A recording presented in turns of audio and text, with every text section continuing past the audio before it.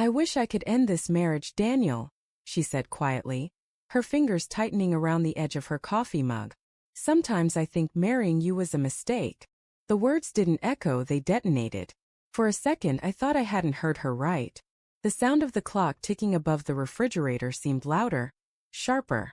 I just stared at her, unable to form a response. My wife, Emily, the woman I'd built my life around for 8 years, sat across from me at our breakfast table, her eyes calm but cold. A mistake.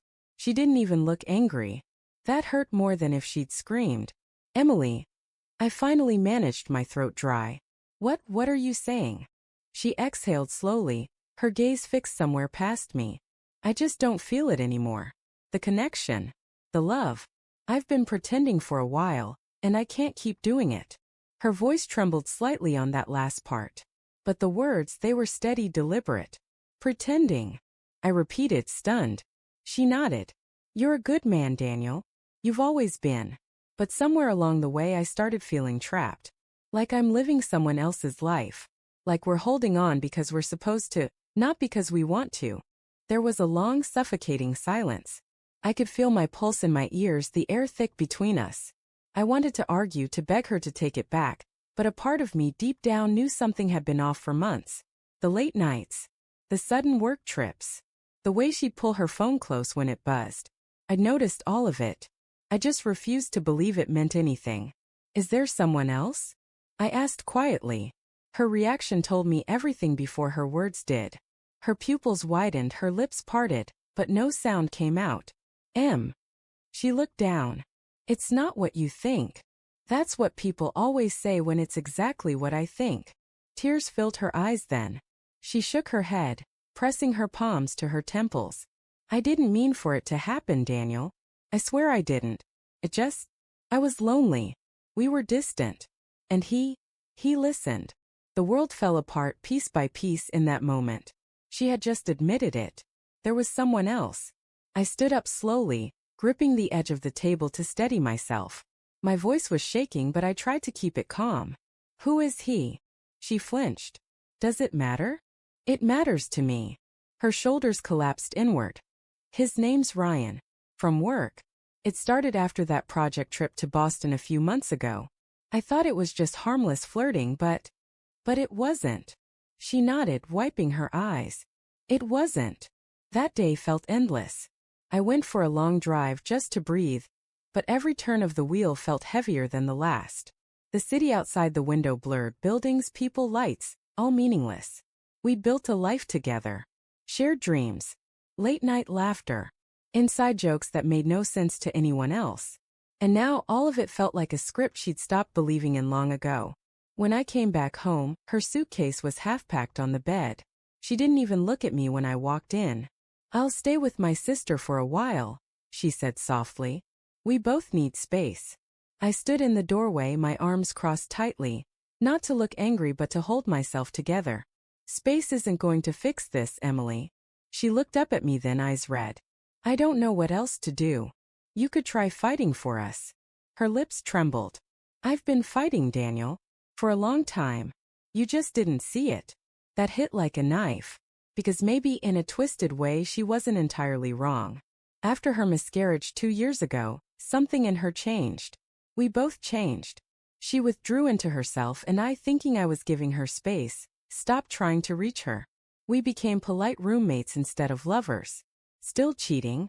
That wasn't a mistake you stumbled into. It was a choice. I swallowed hard.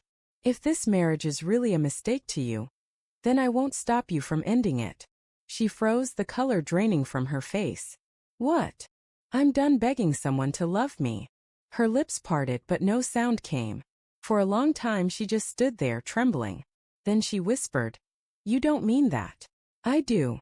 The next morning I went to see a lawyer. It was mechanical, detached, like watching someone else live my life. The man across the desk talked about timelines, signatures, and property division. I barely heard a word. When I got home that evening, her suitcase was gone.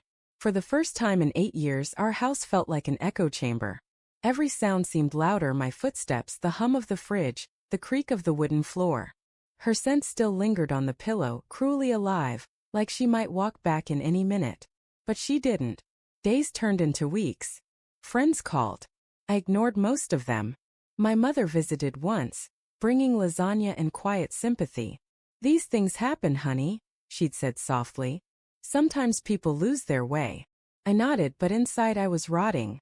Every night I replayed our conversations, looking for the moment she started slipping away. Was it the night she stayed late at work? The morning she stopped kissing me goodbye? Or had I simply refused to see it because loving her meant lying to myself? 2 months later she called. Her voice was small, uncertain. "Can we talk?" I should have said no. I should have hung up. But old habits die hard, and I still wanted to understand why. We met at a small cafe downtown, the same one where we'd had our first date. She looked thinner, paler. The ring on her finger was gone. "Thanks for coming," she said, staring into her cup. I nodded but said nothing. "I wanted to apologize," she began. "For everything. For how I handled it. For hurting you. Is he still in the picture?" She hesitated. "No." It ended. I raised an eyebrow. "You mean he left you?" Her eyes glistened. "He did. But that's not why I'm here." "Then why are you here, Emily?" She took a deep breath. "Because I made a terrible mistake. You were right, I should have fought for us. I thought leaving would make me feel free, but all it did was show me what I threw away." I leaned back, studying her. Part of me wanted to believe her, to reach across the table and say we could fix it. But another part, the part that still remembered that morning in the kitchen, knew better. "You said this marriage was a mistake," I said quietly. "Remember?" Tears spilled down her cheeks. "I didn't mean it. I was angry, confused, broken. You didn't deserve that." "Then why did you say it?" She looked at me helplessly. "Because I wanted you to stop loving me before I destroyed you completely." The words hung between us, raw and trembling. I didn't reply. I couldn't. She reached across the table, her hand trembling. "Daniel, I still love you. I know you have no reason to believe that, but I do. And if you could ever forgive me." I stared at her hand for a long time before answering. "Forgiveness doesn't mean things go back to the way they were." "I know. I'm not sure I can trust you again." Her lip quivered. "I'd spend the rest of my life trying to earn it." The honesty in her voice broke something in me. Not anger, but sorrow. That night I couldn't sleep. I walked through our old house, touching the walls, the furniture, the memories. Everywhere I looked, I saw her. Laughing on the couch, humming in the kitchen, curled up beside me on stormy nights. I still loved her. That was the cruelest part of all. But love wasn't enough anymore. She'd chosen someone else, chosen to burn everything we'd built. And only when the ashes cooled did she realize what she'd lost. At sunrise, I sent her a message. "You're right about one thing, people make mistakes. But sometimes the kindest thing we can do is not try to rebuild what we already burned." She didn't reply immediately. Hours later, there was a knock on my door. It was her.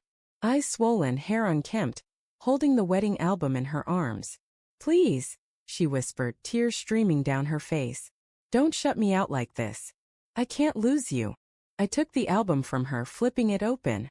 There we were, laughing, dancing, promising forever. The people in those pictures didn't exist anymore. "You already did," I said softly. She broke down, her sobs echoing through the empty house. For the first time, I didn't reach out to comfort her. I just stood there, feeling the final thread of us unravel. It's been a year since that day. I still think about her sometimes, on quiet mornings when the sunlight hits the kitchen table just right, or when I hear a song she used to hum. The pain's dulled, but it never disappears entirely. People say time heals. I don't think that's true. Time just teaches you to live with the scars. I heard she moved to another city, started fresh. I hope she finds peace there. As for me, I've learned something simple but brutal. Sometimes letting someone go isn't an act of anger. It's mercy. Because love once betrayed doesn't always die. It just stops being enough. And sometimes the only way to save yourself is to let the person you love most walk away crying.